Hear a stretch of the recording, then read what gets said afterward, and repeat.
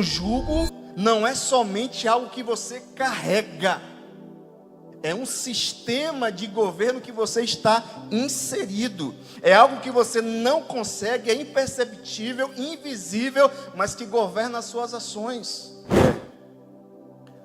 O jugo já foi arrancado lá no Gólgota. A cruz derrubou o jugo do inferno sobre a sua vida.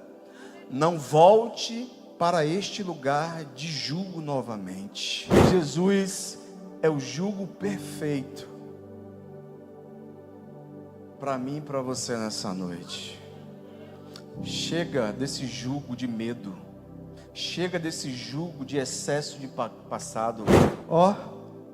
Tira. Meu filho, eu quero arrancar esse jugo de você nessa noite, meu filho, minha filha. Porque eu já fiz isso na cruz. É só você agora se levantar em Deus. Porque esse jugo da culpa, do medo, da depressão, da angústia, da ansiedade já foi vencido na cruz. Mateus capítulo 11, versículo 28 diz assim: Vinde a mim todos os que estáis cansados e oprimidos. A minha versão é ACF. E eu vos aliviarei.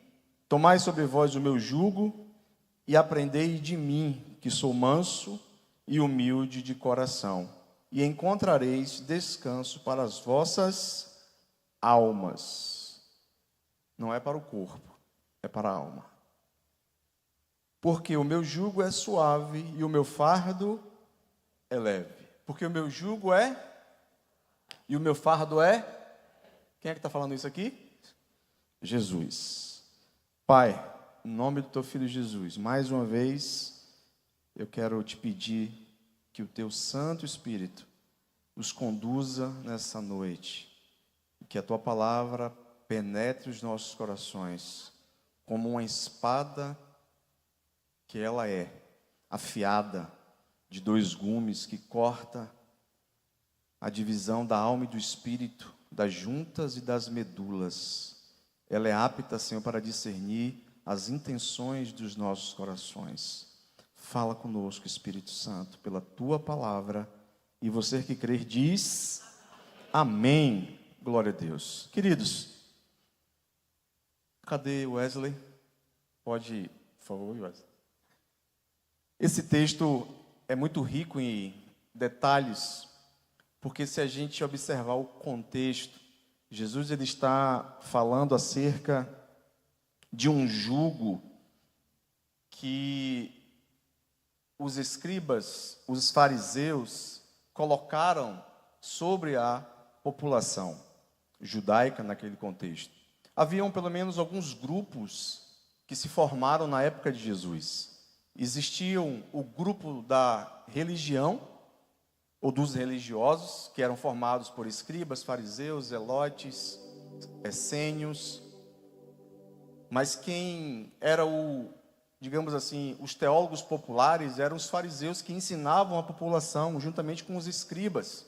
E eram eles que colocavam um jugo muito pesado, que era o jugo da religiosidade.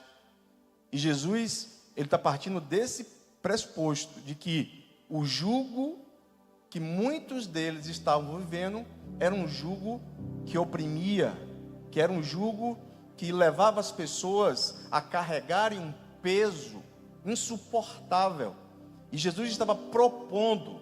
Quando ele propõe, ele faz um convite. Ele diz: vinde todos. Todos quem? Um grupo específico, que era o grupo da multidão, que consistia em publicanos e pecadores. Era esse grupo que era o alvo da mensagem de Jesus aqui no contexto. E Jesus faz um convite: vinde todos que estáis cansados e sobrecarregados. E ele faz uma promessa. Qual é a promessa? Eu vou aliviar o fardo de vocês. Essa é a promessa do versículo 1.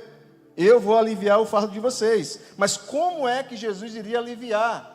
Jesus nunca vai dar, ou nunca vai resolver algo em nossas vidas sem a nossa parceria. Deus trabalha em parceria conosco. chegai-vos a Deus, e Ele se chegará, buscar-me-eis, e me encontrareis. Toda ação gera uma reação.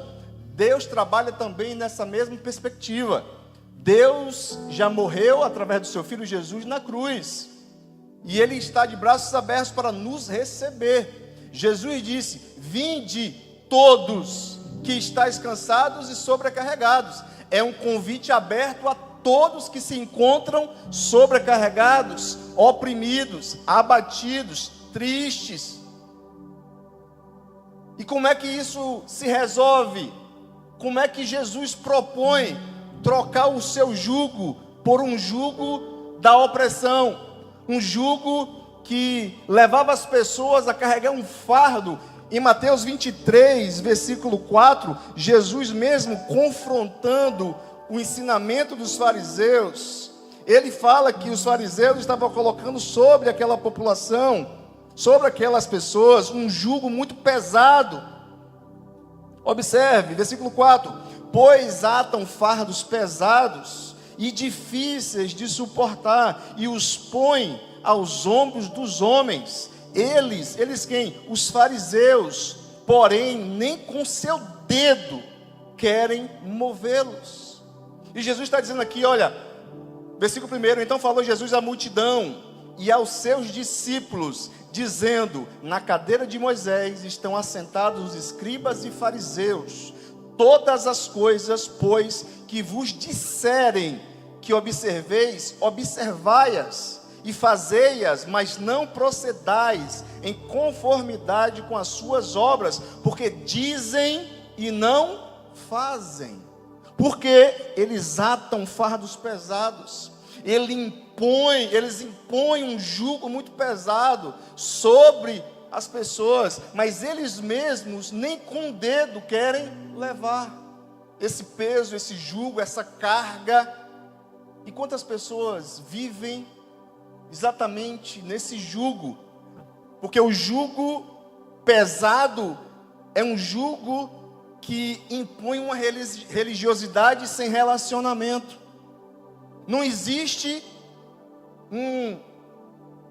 uma religião que não proponha relacionamento, porque se há uma religiosidade, isso pressupõe que o relacionamento está distante. Porque, querido, se nós analisarmos o que é que a religião tem causado no mundo, união ou separação? E eu pergunto a você, Jesus veio trazer religião ou ele veio trazer um reino? A primeira mensagem de Jesus aqui na terra, quando ele pisa nessa esfera terrena, é: arrependei-vos, porque o reino de Deus está próximo. Jesus não propõe religião, Jesus propõe um estilo de vida baseado num reino que é invisível, que primeiro vem para dentro de mim e que depois externaliza, materializa. O reino de Deus, Jesus disse, não vem com a aparência exterior, nem dirão ei-lo ali ou ei-lo aqui, mas o reino de Deus estará em vós. O reino de Deus se manifesta todas as vezes que você brilha a luz de Cristo através das suas boas obras. O reino de Deus se manifesta todas as vezes que você libera uma palavra de vida para alguém. O reino de Deus se manifesta todas as vezes que você diz ao cansado: levanta-te, ergue-te, Jesus está contigo. O reino de Deus se manifesta quando você profetiza vida no vale de ossos secos. O reino de Deus se manifesta quando você profetiza saúde aonde há doença. O reino de Deus se manifesta quando você profetiza, sabe, esperança aonde há desesperança. Você foi chamado para manifestar esse reino. Mas o jugo pesado da religiosidade impõe culpa, impõe medo, impõe uma cobrança excessiva.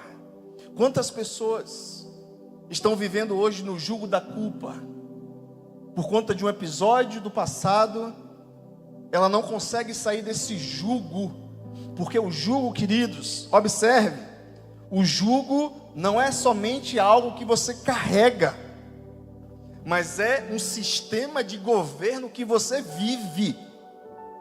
Um jugo não é somente algo que você carrega, é um sistema de governo que você está inserido. É algo que você não consegue, é imperceptível, invisível, mas que governa as suas ações, que monta, sabe, em você, e você não consegue viver o propósito de Deus.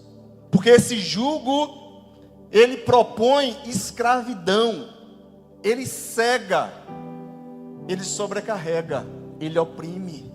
Por isso que Jesus está dizendo, troquem. Jesus não está dizendo, opa, vocês não devem viver sem jugo, mas eu quero propor a vocês uma troca. Saia desse jugo da culpa, saia desse jugo da religiosidade, saia desse jugo do medo e venha a mim e ande no meu jugo. E o que é um jugo?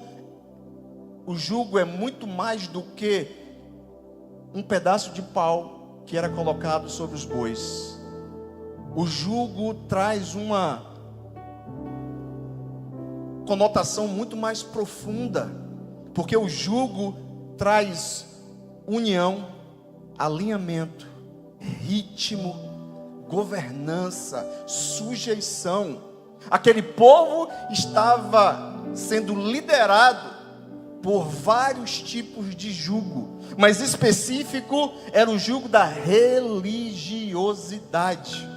Era um jugo que não apontava relacionamento com Deus, só apontava ritos, só apontava o exterior, só apontava para algo superficial. Mas Jesus, quando vem, e ele fala em Mateus 5, versículo 17, que ele não veio cancelar a lei de Moisés, ele veio cumprir a lei. Ele falou, olha, eu não vim destruir a lei, eu vim cumpri-la. E Jesus, diferentemente dos fariseus, ele interpreta o sentido espiritual da lei. Os escribas e fariseus estavam presos à letra da lei. Por isso Paulo disse, a letra mata, mas o espírito vivifica. A letra da lei escraviza, a letra da lei é superficial, a letra da lei impõe, a letra da lei condena, a letra da lei julga. Porque foi para isso que a lei foi estabelecida, para apontar os nossos pecados. E por isso que Jesus veio, para quê? Para cumprir a lei em si e proporcionar a mim e a você uma vida debaixo da graça.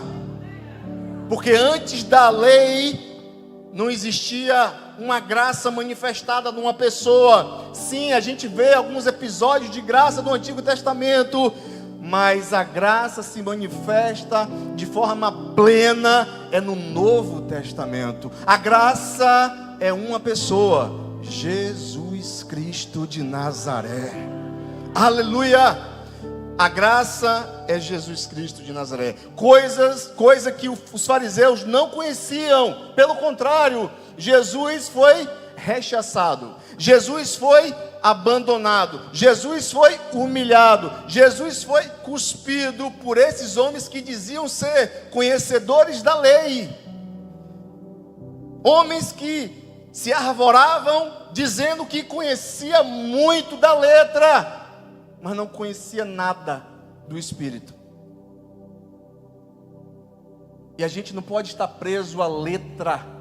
A gente precisa, todos os dias, buscar a revelação, que é o rema de Deus, para que a gente possa viver debaixo desse rema de Deus. Existe o Logos, é a palavra dita, liberada, mas existe o rema, que é a palavra revelada. Ela é profunda, ela é penetrante, ela salta aos olhos. Aleluia! Essa palavra rema te transforma, porque quando você lê, você percebe que Jesus está ali com você. Eu não sei se você já leu a Bíblia chorando. Aleluia! É porque Como disse o pastor Rodolfo, a Bíblia é o único livro que quando você lê, o autor está presente. Aleluia, aleluia. Então Jesus, diferentemente dos escribas e fariseus, ele não impõe, ele não era religioso, ele não julgava segundo a aparência. Jesus veio justamente para nos tirar desse jugo. E quantas pessoas que às vezes eu fico assim, sabe? Eu oro a Deus falando: Senhor, abre os olhos, porque a revelação já foi revelada. Ou seja, o véu do templo já se rasgou de alto a baixo. Jesus já veio, morreu, subiu aos céus, deu mandamentos aos homens e nos deixou um ensinamento. Mas mesmo assim a gente está vivendo debaixo de vários jugos. Mesmo assim a gente está vivendo debaixo de vários jugos que nos aprisiona. Porque, como eu disse, o jugo não é apenas um instrumento de madeira. O jugo é um sistema, é uma forma de governo. E muitas vezes nós estamos sendo governados, sabe por quê? Sabe pelo quê? Pelas nossas feridas. Quantas pessoas estão sendo governadas pelas suas feridas? E quem é governado pelas suas feridas toma decisões não pela razão, mas pela emoção. Quem é governado pelas suas feridas agem de forma completamente desordenada. Quem está sendo governado por esse jugo chamado trauma não consegue plenamente viver o que Deus tem para a vida dela, porque ela não consegue enxergar que Deus transforma dor em crescimento. Deus transforma ofensa em amadurecimento. Ou seja, Ele nos amadurece nesses episódios de rejeição. Eu pergunto a você: Jesus foi rejeitado ou não? Barrabás ou Jesus? O que é que a população disse? Barrabás, crucifica-o, este aí.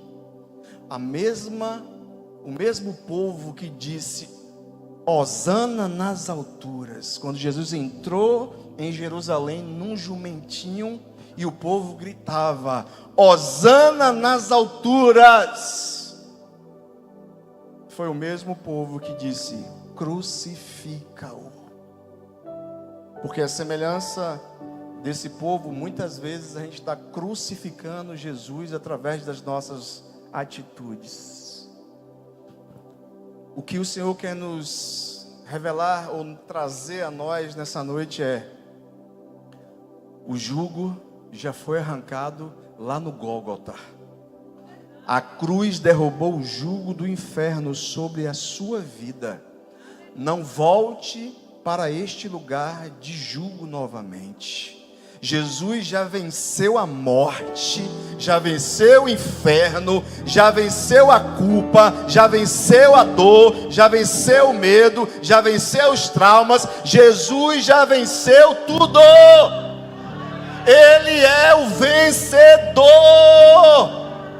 Ele já crucificou os meus pecados e os seus pecados. Não vamos voltar mais para eles, porque Ele venceu a morte e o inferno. Não podemos mais estar nesse jugo da escravidão do diabo, porque muitas vezes Satanás, ele só se aproveita das nossas feridas, nossos traumas.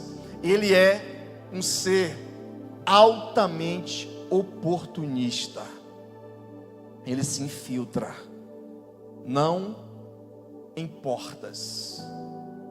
Ele não entra em portas, ele se infiltra através de brechas que nós damos. Então Jesus, ele faz esse convite para nós nessa noite: vinde a mim, todos que estáis cansados e sobrecarregados, e eu vos aliviarei. Tomai sobre vós o que? O meu jugo, porque o meu jugo é diferente, porque o meu jugo vocês vão aprender de mim, no meu passo vocês vão dar o passo, na minha parada vocês vão parar, quando eu avançar vocês avançam, quando eu descansar vocês vão descansar, porque vocês estão unidos a mim. Aleluia, aleluia. Jesus disse: eu sou a videira verdadeira, quem está em mim vai dar muitos frutos.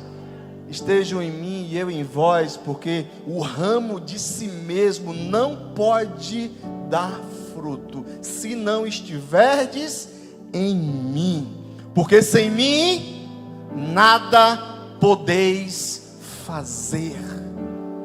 Aleluia. Jesus é o jugo perfeito para mim e para você nessa noite.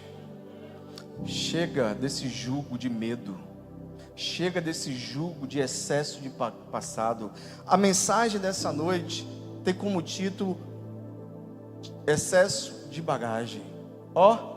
Sai. Eu esqueci até de pegar minha mochila para poder ilustrar aqui a bagagem. Tem alguém que tem mochila aí, gente? Uma mochila fácil aí, para poder ilustrar melhor. Tem muita gente que está assim, com excesso de bagagem. Pronto, meu irmão, obrigado. Me veste aqui, meu irmão, por favor. Vou fazer igual o pastor Joelson, né? A gente tem que imitar os nossos pastores. Tem gente que está assim, gente,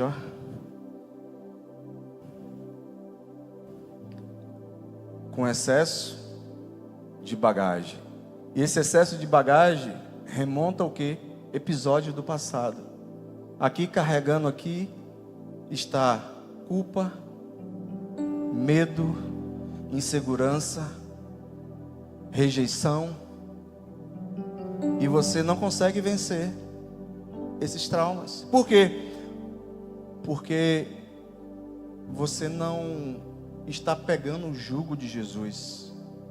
Você está olhando para o jugo de alguém que, infelizmente, acabou fazendo com que você vivesse vários episódios de injustiça, de rejeição, de humilhação. E você continua preso. Você é um adulto hoje, mas a sua criança que foi ferida está dentro de você. Ela grita sem você perceber, e ela te impõe um jugo exatamente desse que você vivenciou no passado. Então muitas pessoas estão carregando essas mochilas nas costas. Ó céus, ó vida, ó céus, ó vida, a vida me impõe muito jugo. Aí Jesus estava assim: meu filho, eu quero fazer um negócio contigo, tira, meu filho, eu quero arrancar esse jugo de você nessa noite, meu filho, minha filha, porque eu já fiz isso na cruz. É só você agora se levantar em Deus, porque esse jugo da culpa, do medo, da depressão, da angústia, da ansiedade já foi vencido na cruz. Aleluia, aleluia. Essa é uma sexta-feira profética. Nós estamos no penúltimo dia do ano, ou melhor, do mês, do primeiro mês do ano. Vai depender de você agora, caminhar com peso ou sem ele. É só você trocar. Pega esse jugo ruim e troca pelo jugo de Jesus. Porque o jugo de Jesus traz leveza. Porque enquanto ele caminha, ele cura. Enquanto ele fala, ele transforma. Enquanto ele libera a palavra, ele alimenta você e purifica você. Porque o jugo de Jesus é isso, é transformação continuamente. Enquanto você está unido ao jugo de Jesus, você vai encontrar alívio para a sua alma. Aleluia. Não é para o seu corpo. Jesus está dizendo assim, Tomai sobre vós o meu jugo e aprendei de mim, que sou manso e humilde de coração, e encontrareis descanso para as vossas almas. Porque muitas vezes a alma não vai conseguir gritar, mas o seu corpo grita por ela. O corpo nada mais é do que a voz da alma.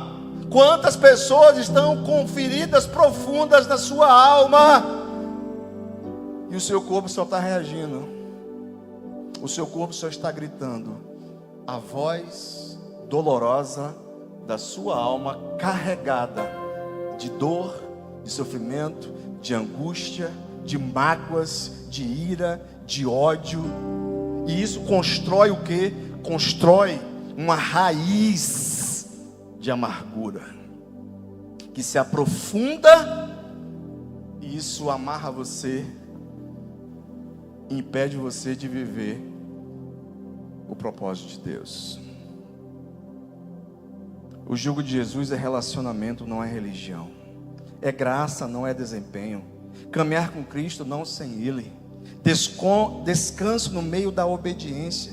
O jugo de Jesus também confronta padrões familiares disfuncionais, traumas herdados, relacionamentos baseados em medo, identidade construída por rejeição.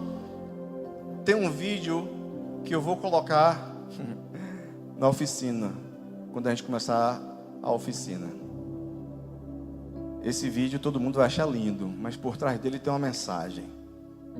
E aí eu vou revelar qual é a mensagem. Porque, queridos, uma pessoa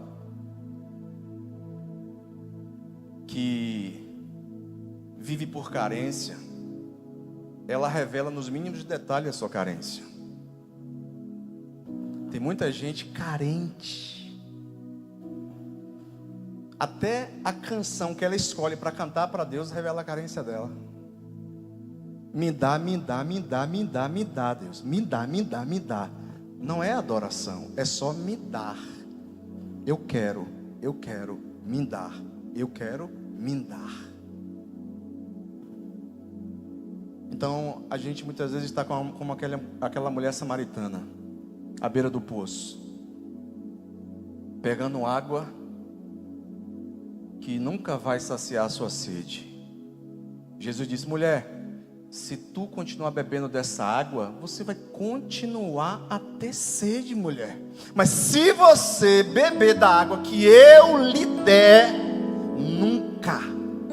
nunca mais você terá sede. Porque a água que eu lhe der se fará em você uma fonte a jorrar para a vida eterna. Eu não sei em qual lugar você está nessa noite. Se você está na fonte, ou melhor, se você está no poço, ou se você está na fonte. O poço revela carência, limitação. Mas a fonte, quem está na fonte, está bebendo de uma água nova. Uma água que salta para a vida eterna. E é isso que Jesus quer fazer nessa noite. Ele quer trocar o seu jugo. Mas observe, Ele já fez o convite. Ele não vai pegar você e vai arrancar o jugo. É uma decisão unicamente sua. É você que decide lançar o seu jugo velho de culpa, de acusação, de medo, de rejeição, de traumas, de injustiças aos pés dele. E aí ele vai quebrar esse jugo do passado. Porque esse excesso de passado está causando uma tristeza profunda em você. Porque esse é o conceito de depressão: excesso de passado, excesso de futuro, ansiedade, excesso de presente, estresse. Então nessa noite, o convite de Jesus é: vinde a mim, todos que estáis cansados e sobrecarregados, e vocês encontrarão descanso. Fique em pé, por favor.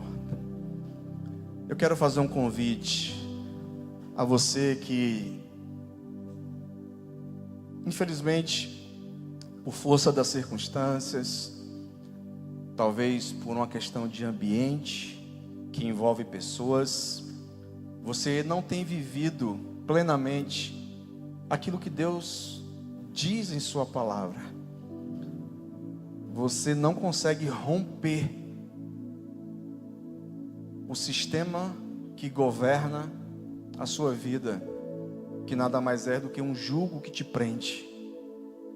Quero te convidar nessa noite a você vir aqui à frente, trocar o seu jugo pelo jugo de Jesus. Nessa noite, no nome de Jesus Cristo de Nazaré, se você vier com fé, determinação, entenda, não quero ninguém aqui por emoção, porque a emoção, se você vier, amanhã você volta de novo para o mesmo lugar. Eu quero aqui uma questão de consciência. Eu quero que você venha muito determinada a mudar de uma vez por todas essa situação em sua vida. E isso envolve enfrentamento. Eu preciso enfrentar aquilo que está me causando dor. Vai doer um pouquinho, mas a ideia é não doer mais. Então, se você está carregando esse jugo, que jugo?